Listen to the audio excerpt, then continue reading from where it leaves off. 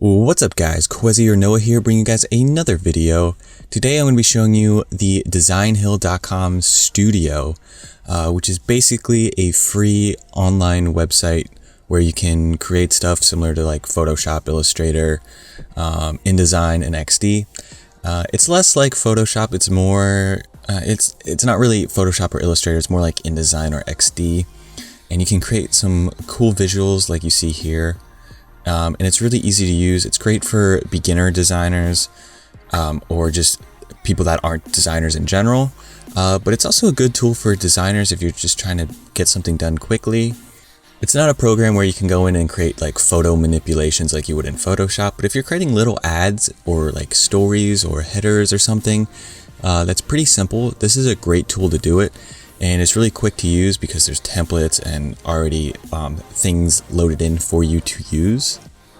And it's also pretty similar to XD and how it works a little bit. If you guys aren't familiar with XD, it's kind of like a UI, UX design program for like web designers or app creators or whatever. And it's a great website for doing that sort of thing as well. But thanks to Designhill for sponsoring this video and letting me check this out. And let's go ahead and get started and I'll show you guys how to use it. So first things first, you want to go to designhill.com/studio and then you want to go to try for free. And when you do this, it'll give you a login page. I'm already logged in. So all you need to do is sign in with Google or create an account or sign in with the other options there. Whatever you'd like to do. And then you will come to the studio here. Now your designs down here will be blank. But you can see I've created like a little Instagram story thing and a little logo to kind of show you guys how this works. So the logo is pretty simple, but the Instagram story is pretty cool. And it kind of really shows you how well this program works because this was actually originally created in Photoshop. I created this for my Template FC Instagram page, which is templatefc.com, where I sell sports mockups and things. And I recreated it perfectly here in the studio of Designhill. So I'm going to be showing you guys how I went about creating that here.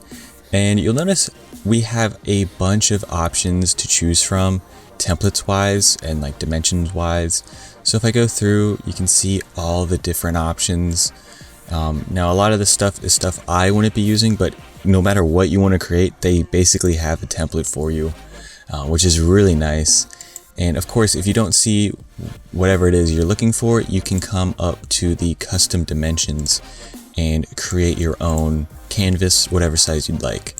But I'm going to go all the way over, actually not all the way over, but over pretty far to the Instagram story, which you'll see is 1080 by 1920. And we're going to click that and it will create a new canvas for us, as you can see here. Now the first thing you'll notice is there's some templates over here for you to pull in and kind of use or get an idea of what to do with your design. You can scroll through, we can see quite a bit, and depending on what template you choose or depending on what canvas you choose, so obviously the Instagram story has a bunch of templates here that you can see, but some other ones have less templates for you to use, some have more. It just kind of depends what you choose. But you can see I can keep scrolling and there is a bunch of options that I could use as a base, but I'm going to go ahead and create one from scratch so I can kind of show you guys how to use this. So let's go through a few other things. So we have photos here and these are all their photos, and you can search for different things. So if I wanted to do something soccer related, I could type in soccer and get some soccer related photos, and there's a bunch that you can easily use. And then we have elements, and there's a few elements here which we'll be using. Text, obviously, so we have our various heading, subheading, and body text, and then a bunch of font combinations which I didn't mess around with personally, but they're here if you want to use some of them. And then upload, where you can upload some of your images, which again I'll be using for this. But let's go ahead and create that Instagram story. So first things first, I want my background to be blue. So I'm just going to click the background and you'll notice this square pops up with a color. If we click that, we can choose a color. So I'm going to click this light blue here and I'm going to come to this line and make it just a bit darker to match the blue I use for the website. Now I have this hex code written down somewhere, but or like the actual hex code. This isn't the exact color, but I figured I'd show you how to kind of create a color. And that's sort of how you go about doing it. Choose a color that you like, and then you can mess with it here. If you want it darker, then you can drag it down. If you want it lighter, drag it to the left. Similar to Photoshop and the other Adobe products if you use them. But if you're a beginner, this will be all new to you. So that's kind of how you do that. Then I want to go to elements, and I want to create like a white cutoff here. So I'm going to go to this triangle, click that, and if you click it, you'll notice it just pops up into the canvas. So let's drag this off to the left and off to the right, kind of stretching it out. And I'm going to drag it down a little bit so it's a little thinner. And I'm going to go to my color and make it white and bring it down a little further to about there. And then I want the bottom to be white here as well. So I'm just going to get a square, make that white as well, and then bring it down and just cover the bottom part like so. So there we go. We got a nice white cutoff using 2 elements. And the branding for Template FC is a grid. We have a grid on all our mockup products, and we kind of use that throughout the website and different things. So I'm going to add the grid, and that is actually an element I created myself. So I uploaded it as an image, but you could find different images on Google or whatever, or maybe you have some pictures you want to upload. You can go ahead, upload an image here, and go through and add it. Mine's already added it right here. So if I click that, you'll see it will add it in. Now it adds all the images at the same width. So you can go ahead and grab one of the anchor points and just increase the size, which is what I'm doing here. And let's go ahead, increase it a little bigger. I'm going to drag this bottom one down actually too. And let's set this up. Something like that works.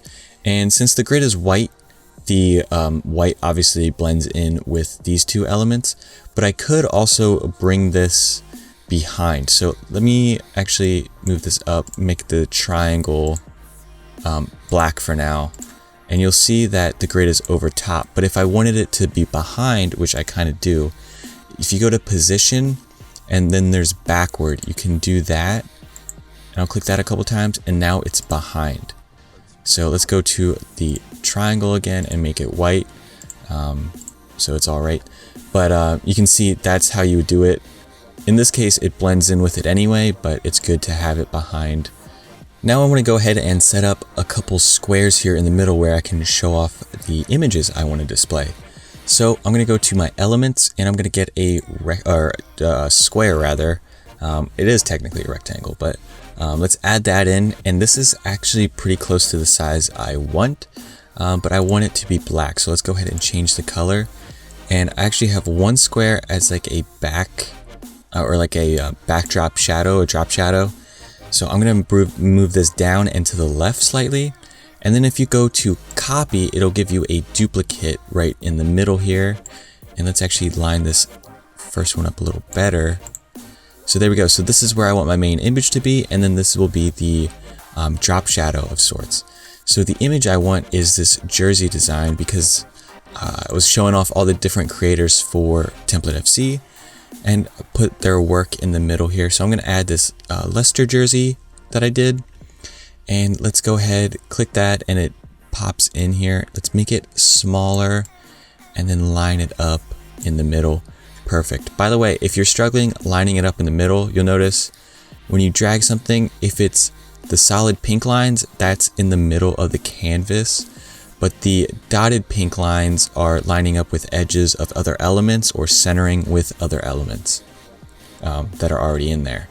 And you can also use the arrow keys to get a more precise lineup. So I'm going to move this up and to the right slightly, but let's go back to the middle. The other thing is, if I have this out here and I just can't line it up, I can go to position, center, to align it center horizontally, and then the same thing vertically. Boom.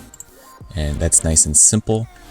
Now I'm just going to go ahead and add 2 other elements that I had in my story. So I'm going to add the Template FC logo, which went down to the bottom, and you'll notice I get those pink lines so I can line up the left edge with this, which is what I want. And then let's decrease the size of that guy. And then let's go ahead and add, actually I'm going to move this up a bit, and it's going to be slightly bigger. And then I want to add my own avatar to the top right. Go ahead like that. And also one thing I want to point out is if you are cropping this or changing the size, it works pretty similar to Adobe XD. It's not exactly the same, but if I grab the anchor points on the corners, that just changes the size, right? But if I get one of these on the side, I can move it in and make it thinner to kind of crop it how I want. Now, I don't actually want to crop this because I want it to be a square. But let's say I do crop it and I don't want that. You can come here to the undo and do that. And I got to do it twice. And there we go. Back to normal. And then if I actually wanted to redo that, you can come here to the redo and do it over again. Obviously, I don't want that, but let's go ahead and go back and set this up again.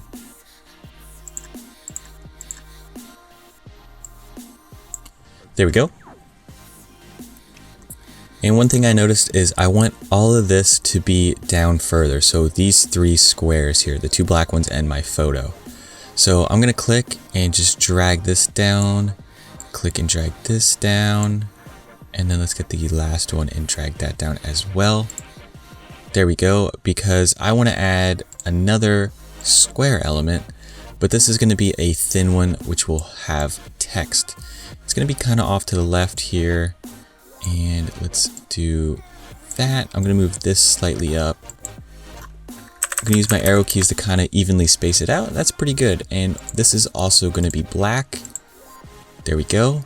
And this is where I'm going to have the text. So I was displaying all our creators on our Instagram story with this. And then on this black box, I was putting their discount codes on the website. So I can come in now and go to text. And let's do a subheading for this. And I'm going to type code Quezi. And I'm holding down shift for all that. So it was all capitalized, as you can see. And by the way, this is not an actual code on the website, but let's do something like that as if it were. And I'm going to select this. I'm just going to triple click to select it and go to my color. And we're going to make this white. And then I'm going to go to my font. And you'll notice there is a bunch of fonts here. I think they're the Google fonts, but I could be wrong. But there is plenty of options. And they have actually my favorite font, Montserrat. I actually know it as Gotham, if you guys are familiar with the font Gotham. It's basically the same thing. And I love using this font a lot. So let's go ahead and click that. Boom, there we go. Let's drag the text into this box, kind of line it up centrally, like so. There we go. And that's pretty good. If we wanted to change the size of it, then we could come in to here where it says 17 and maybe bump it up to 21 and then realign it. That's not too bad. I actually want it smaller though.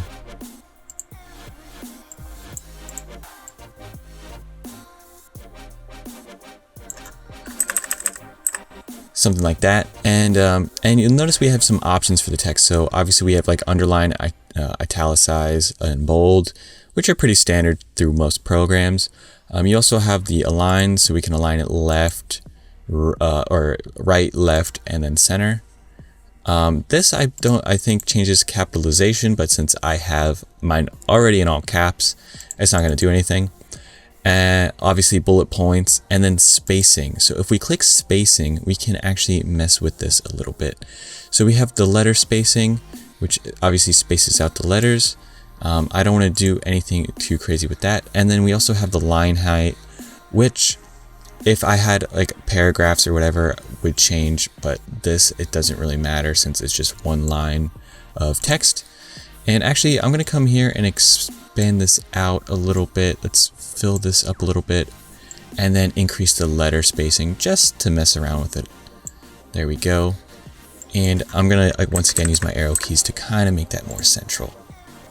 Now I also want to add a heading here with my name. So let's go to add a heading. And I'm going to do Noah Kwezi. Let's use the side points and increase this and bring it up. Again, we want to use the same font. Let's get the same font we used, Montserrat, and I'm actually going to make this a little bold. You can hardly tell, but it's there. And I want to bring this up above this line here. Boom. That's pretty good. And you can see what this does now. This makes it all caps, which we couldn't see before. And then let's go ahead and add another subheading. And this is going to say designer and create or an owner. I'm going to click the right one and expand it so this is all on one line. And let's go ahead, increase the size here to about, yeah, that should work.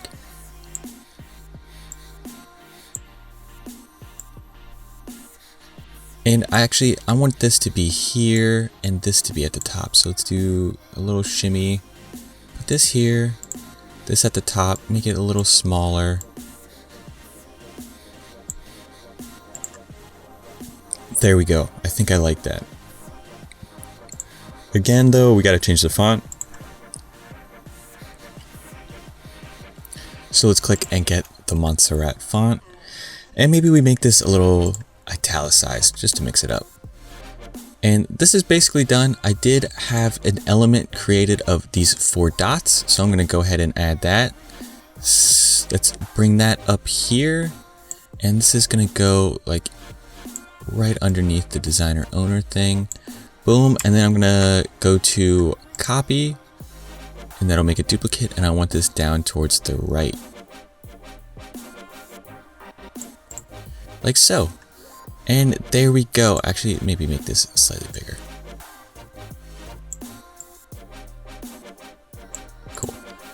There we go. There's my Instagram story. I can go ahead, name this. So I'll call this like the tutorial version, I guess. And then we can go click save, and this will just save it to your home here. So if I refresh this, or it like saves it to the dashboard, under your designs. If I refresh this, it should be added in now. You can see then that is saved to our dashboard, the tutorial. If we come back, you can go here to download, and this will download it for you. Before I do that though, I just want to mention that down here, we have the different sizes for our canvas so we can zoom in. So it's at 43. If I click that, we could zoom in to 100%, and then we can kind of mess with the smaller elements. You can see my dots here got cut off a little bit, so I wouldn't have noticed that from the full view. So it's good to come in here, and then you can also align things a little more precisely. I think I did a pretty good job here though. I think this is all right. So we can click that and go back to fit. Also, if we go to full screen, we can do that as well and mess with elements. And then as you can see, press escape to get out of that. A couple things I want to mention that I didn't really get to cover is, so we have this over here, which if I click that, that's the transparency or the opacity. So if I click our main image here and go to that, I can bump this down and you can see it blends in. So this photo, I wouldn't want to do that. Actually, nothing on here I wanted to do that. But if you're doing something and you want to blend some objects together or whatever, have them fade, you would want to mess with that. And let's go back to 100. There we go. And also for images, we have a few options up here. So we have filter, which if you guys are familiar with like Instagram filters, basically the same thing, little different filters. You could like invert though, which looks pretty funky, and a few others. You also have adjust. So the adjustment tab then is like color correction, so you can change the brightness, contrast, hue, saturation, which are pretty basic things. If you upload a photo on Instagram, I think you can, or even your photos on your phone, you can mess with these settings. So I think most people are familiar with them. And then obviously you have a blur, which obviously blurs your image if you want it blurry. You can also add noise, which is pretty cool, and also pixelate. So those are some cool options to mess around with.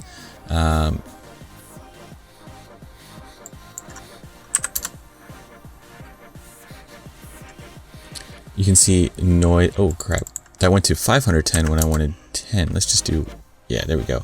So noise, you can see, just kind of adds, well, a little bit of noise to the image, like so.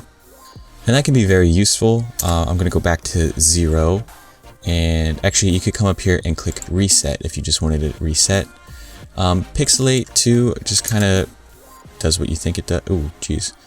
Oh, that's a little too crazy, but I don't know why when I type 10, it puts 5010. Let's go back to 10. Actually, let's do like 50 so you can kind of see it more proper.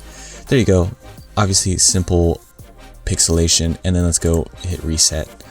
So cool. Let's go back to fit, and then the next one is crop. And if I click that, you'll notice we have these cropping options. So we could zoom in, maybe move this around. So if we wanted the top like so, we could do that. Click off, boom. And that doesn't actually look too bad in my opinion. I'm gonna keep that. And then the last option is flip, and you can flip it horizontal, vertically.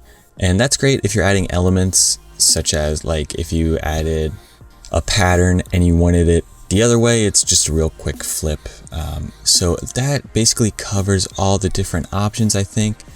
And now once we're happy with this, we can go to download, and we got 3 options: PDF, JPEG, PNG. Now I'm gonna download 2 of these. So I'm gonna do a PNG, and I'll show you the difference because there is a big difference, because PNGs obviously can have transparent backgrounds, while JPEGs and PDFs don't. So I'm downloading the JPEG now. I already downloaded the PNG, and okay, so let's open the PNG and let's open the JPEG, and you can see the difference. The JPEG with the background has the blue, while the PNG has the transparent background and there's no color there. So keep that in mind. But there we go. I hope you guys enjoyed. Check out Designhill, and big up to them for sponsoring this video. I'll see you guys in the next one. Peace.